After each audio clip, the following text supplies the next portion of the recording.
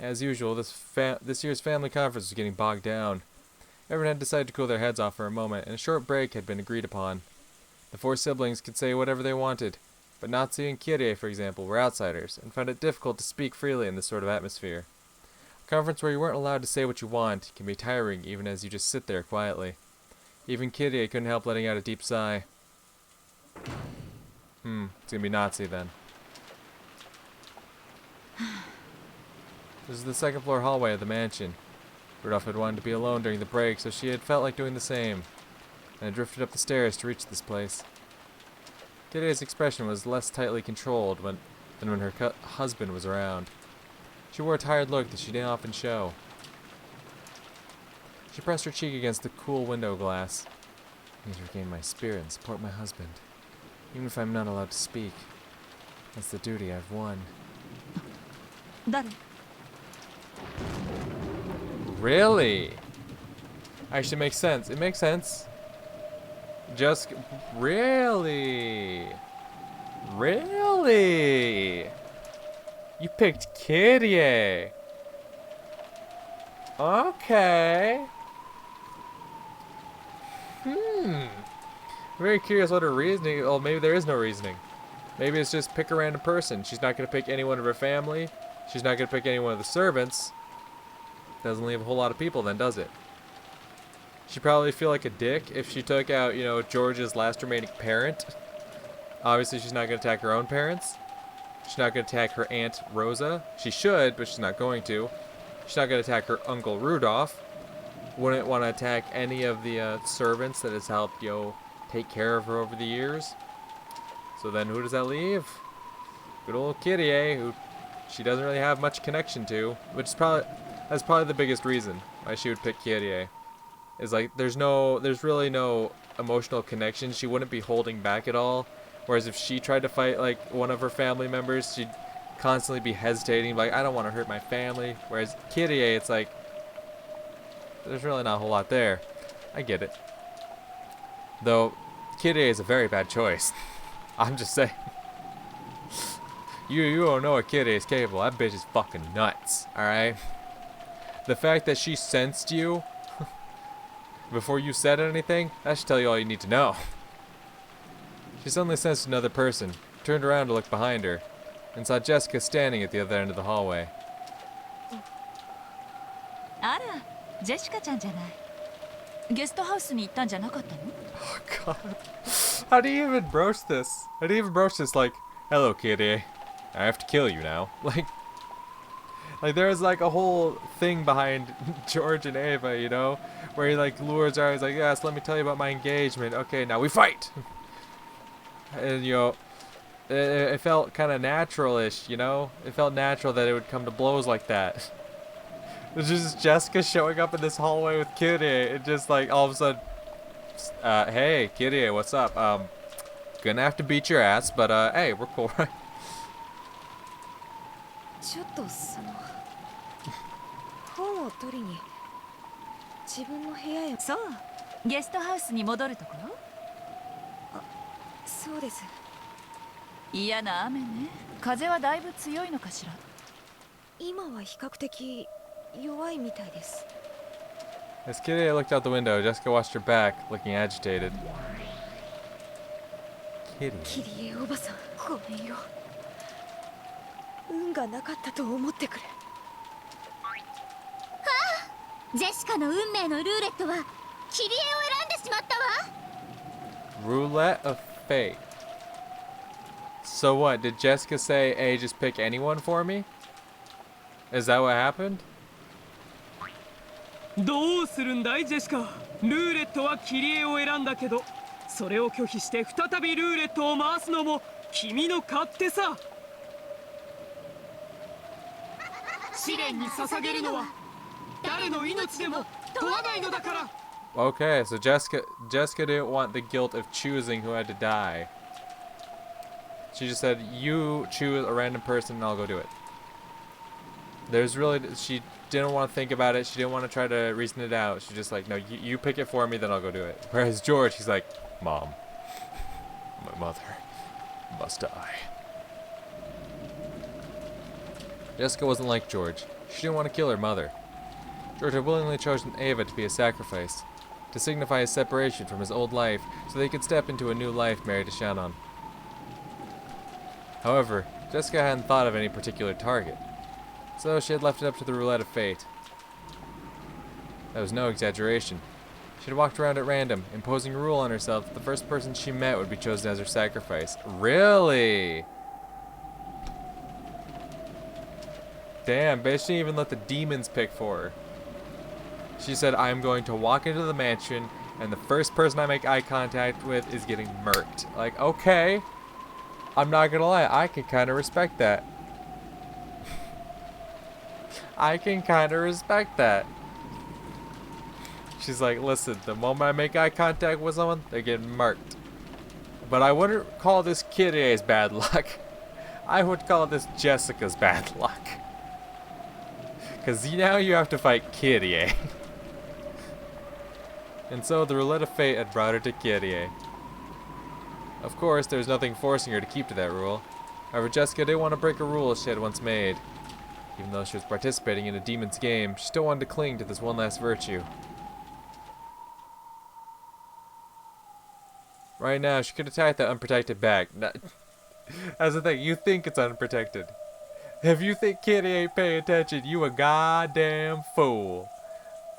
Holy shit, I'm very interested to see how this plays out. But Jessica still wasn't able to fully resolve herself.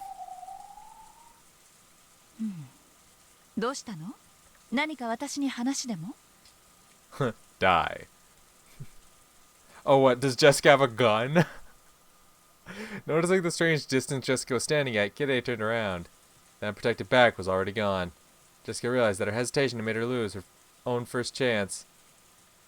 She had taken on this demon's game to prove her love for Count-On. However, would it really be okay to sell her soul to demons? For the sake of love? She had energetically consented to this demon's game, not wanting to let George, who had already taken an open-minded view of the situation, get any more of a lead on her, but her heart still wasn't ready. キリエおばさんにこんな。何？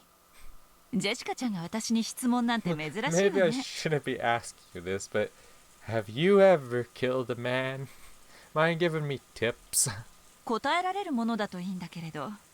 実は好きな人がいるんです。あら、それは素敵ね。She's like, would you be willing to kill for the man you loved? And then Kitty's gonna be like, who's to say I haven't? And she's gonna say it real serious like, and Jessica's gonna be shocked. She's like, oh, haha, I'm just kidding. Yes, of course, haha. まさか恋の相談なの？そんなところです。いいわよ。私でよければ力になるわ。ありがとうございます。実はそれでまだ片思いなの？いえ、そこからただ結ばれるには試練？何それ？ Well, you see, Aunt Kitty, もう I 一 have to 組 kill a 恋 man. 人たちがいて。三角関係？それとも四角関係？ A love triangle? Or is it a square? Pentagon? 複雑そうね。それで？勝った方の恋、そういう複雑なことになってるん。つまり嫌な話ね。相手を踏み台にしてしかどちらも成就できない恋なの。はい、自分たちが結ばれれば、そして逆もしかりです。質問の趣旨が大体はこういうことでしょ？人は幸せになるためにどこまで他者を踏み台にすることが許されるのかでしょ？ How far is a person allowed to take advantage of others to find happiness? That's your question, right? And let me tell you, the answer is very far. Very, very far. Believe me, I have gone very far. I have taken advantage of many people to find my happiness. Go as far as you need to, Jessica. Very, very far. Yes, Kitty was very smart, which is why she's already deduced that you're here to kill her. She's just trying to fucking bide her time to think of how she plans to go through with this. She had already guessed the question that Jessica wanted to ask most. 戦わなければ自動的に相手が勝って、しかし戦って勝てば相手を破綻させることになる。どちらも嫌な話ね。でも聞くまでもなく答えははい。 However, the answer is obvious. Kill your competitors. Bury them. Kyrie giggled. If she wasn't willing to stick to her love until the end, that would show the limits of their relationship. If that were the case, she should just let the other pair of lovers win. However, if this was a love she couldn't abandon, she couldn't abandon her chances of victory either. So she had no options other than to fight. Yeah, you're fucked, kid. In the end, Jessica's hesitation was caused by guilt over forcing the others to split apart as the result of her inevitable decision. やっぱり私は甘えているでしょうか。そうね、甘えてるわ。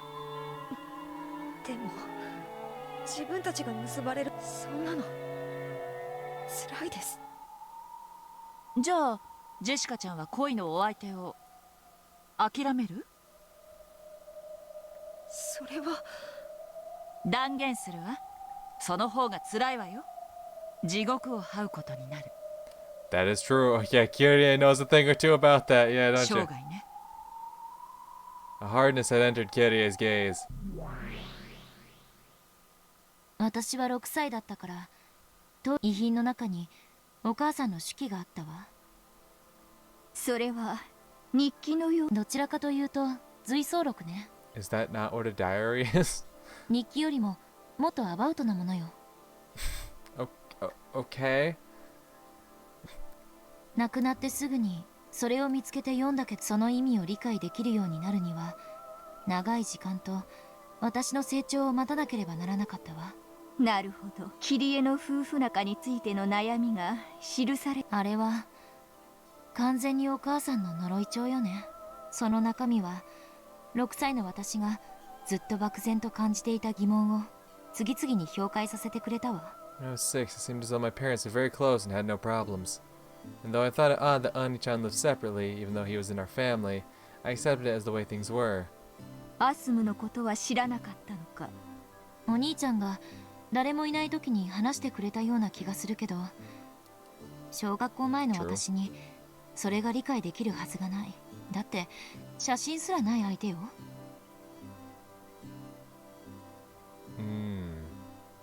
To Angie and to Battler, who only rarely came home, Kyrie's smile never faltered. If she hadn't written her thoughts in that notebook, Angie probably would have never known them. Since his school days, Rudolph had been particularly popular with girls, a typical playboy. Be bold, over the top, yet still just a little bit gentle towards women. He probably kept that formula for being popular with women inside his head. In their attempts to win Rudolph's favor, several women tried various seductive tricks. Rudolph probably enjoyed that part the most. Since the beginning, love had been a game to Rudolph. He never thought of it as a trial and error process to find a single life partner. He would intentionally spark jealousy between women, lap up their compliments, and revel in the harem. He may be my father, but he was an awful man. でもお父さんも同時に媚びへつらう女の子たちを、そんな中に自分の価値観をしっかりと持ち知性を見せるお母さん。それすらもルドルフの目を引きたいキリエの知恵かもしれぬがな。かもね。お母さんはいろいろな意味で頭が良かったから。Like the other Ishiramiya siblings, Rudolph had strong ambitions and lofty goals. Under the mottos of "if you can pull it off, you're golden," and "as long as no one finds out," he would alternate between setting up businesses that were borderline swindles or illegal, then running away. I've heard that in his college years he was already making use of that talent, thinking up shameless projects and cleverly making money through the panic selling of party tickets, so much so that he could brag about carrying a wallet full of 110,000 yen notes all the time. Many women fell for his charisma and being the man responsible for these radical projects, as well as his thick wallet and generosity. It would be a lie to say that Kyrie wasn't one of them. However, what made Kyrie very different from the other women was that she could support Rudolph as a business partner. Rudolph would make a large-scale party successful, unable to hide his laughter at this massive easy profit. The women would surround him. Among them, only Kyrie was calm and composed. She could point out several ways that income and expenditure could be improved upon. He could even lay out a proposal for the next project. そうしてルドルフにパートナーとして次第に認め男子厨房に入るべからずっていうように、女もまた財布に入るべからずって女はおごられて当たり前。男の出す1万円札をどうやって捻出しているかは野暮だから聞かない、知らない。今日キリエは金に対する価値観が男性的であったということだ。 Rudolph noticed a true treasure in this part of Kyrie. He knew exactly how much hard work it took to get just one of those 10,000 yen notes. So somewhere inside him, he had looked down upon those extravagant women who never even considered the efforts he had undertaken. Of all of them, only Kyrie possessed the same sharp financial intuition as Rudolph. Every time he thought he had a new plan, he would talk to Kyrie about it, work out the kinks, and make it succeed. In this way, Kyrie steadily worked her way up until she was the number one of Rudolph's large group of followers. でもお母さんだって他の女たちにチヤホヤされてるお父さんを見て、ナンバーワンよりオンリーワンの方が良いというもの。そういうこと。お母さんはお父さんの右腕として活躍しながらも、その陰では狡猾 I believe に it. お母さんの恋の成就はもはや時間の問題だった。アスムはいつからいたのか。ルドルフさんの取り巻きの一人よ。いいえ、ただのファンの一人だったわ。話したことはあるんですか？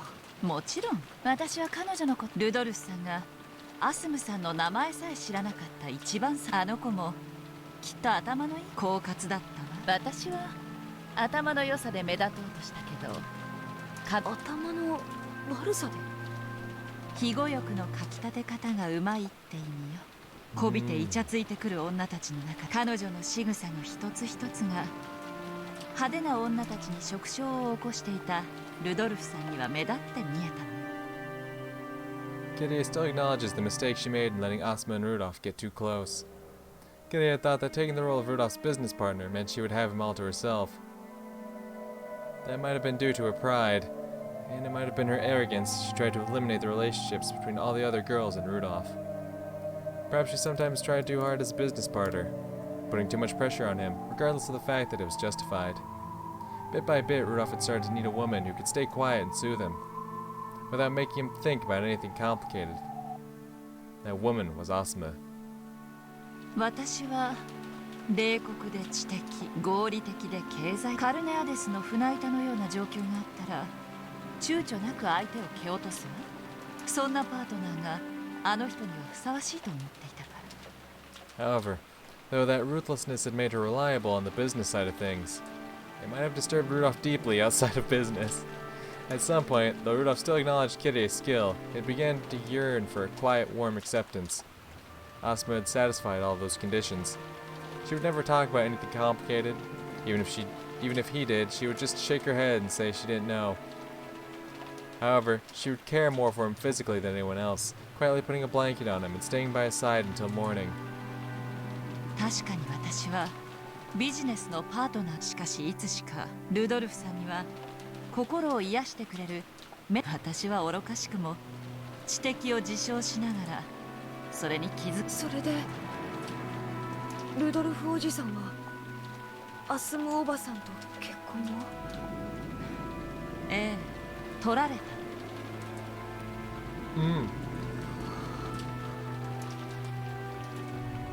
たくさんの女をはべらしていたもの。今さらどこの女と遊んだって情を移すような人じゃない。それにあの人にとって女なんて遊びでしかなかったもん。だからこそ私は体以外を武器に自分の存在を示していた。慢心だな、女として。間もなく2人は解任。アスムさんはそれをすぐにお父さんに打ち明けたけど、お母さんは身重になることがビジネスパートナーの座を揺るがすことになりかねないと。当時のお母さんは食が細くて体調不良とか当たりだから解任に気づくのも随分遅れた。気づいたのはアスムさんとお父さんが電撃入籍をしてからよ。お母さんはその後に妊娠を知ってアスムさんやお父さんを揺さぶろうと随分暗躍したみたいだけど。アスムさん、あんなにルドルフさんを加え込んだら、だから何ですか、どうぞお引き取りくださいですって。バス一つ乗るにも怖い怖いと縮こまってたあの小娘をね。あの時悟ったわ。本当に狡猾だったのはそうよ。乗り物恐怖症だってルドルフさんの気を引くための嘘だったわ。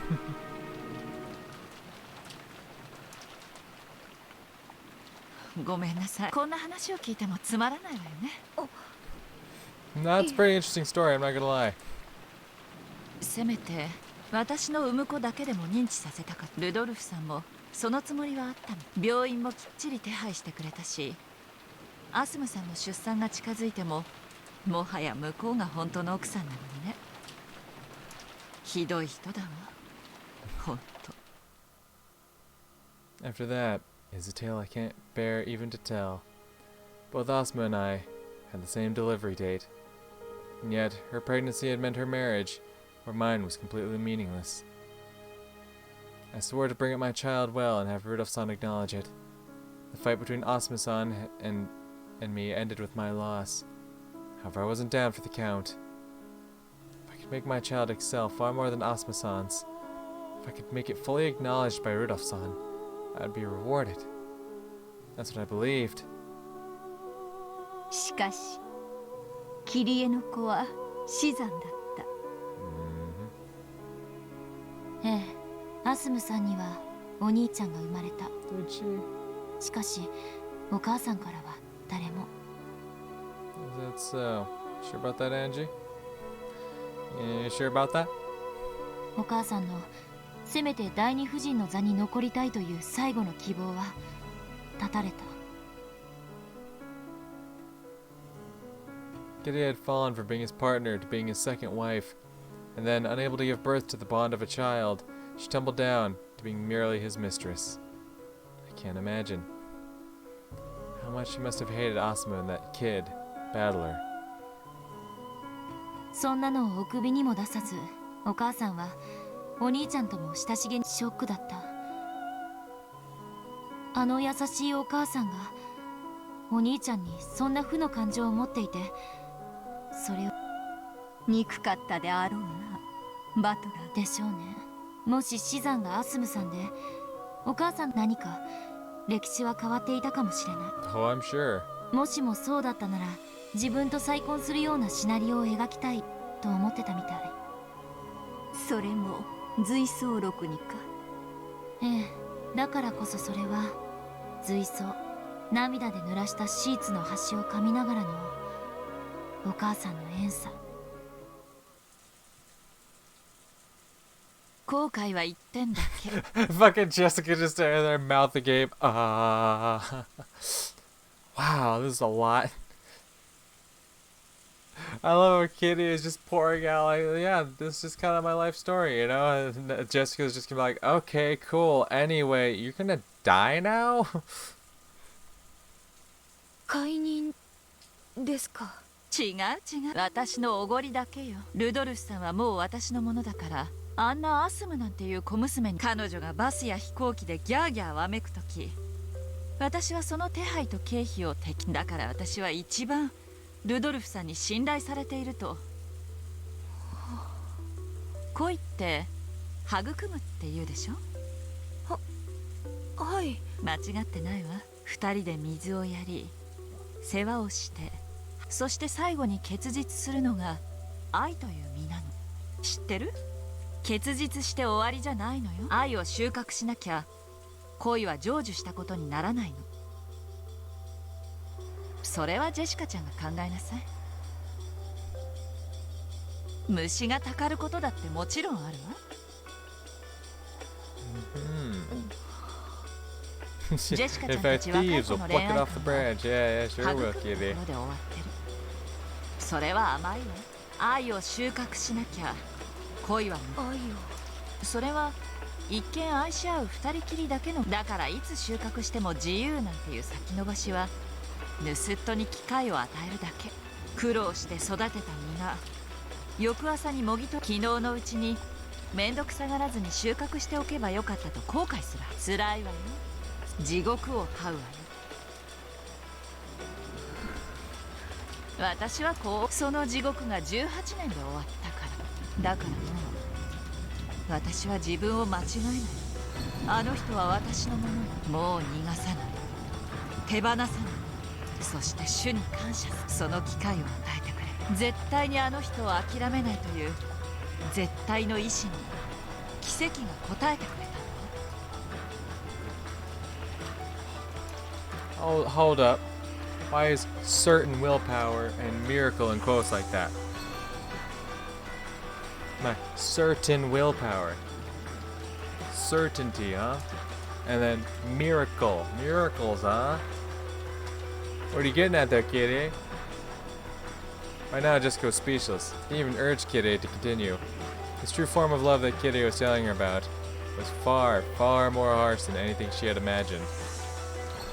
今の私はルドルフさんを私のところにつなぎ止めるためなら、そしてルドルフさんの敵には一切容赦しない。 What about your enemies?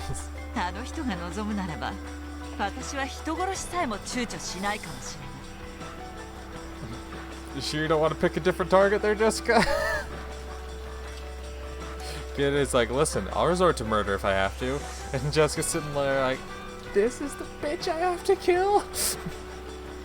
18年目にしてようやくその決意を持ったからこそ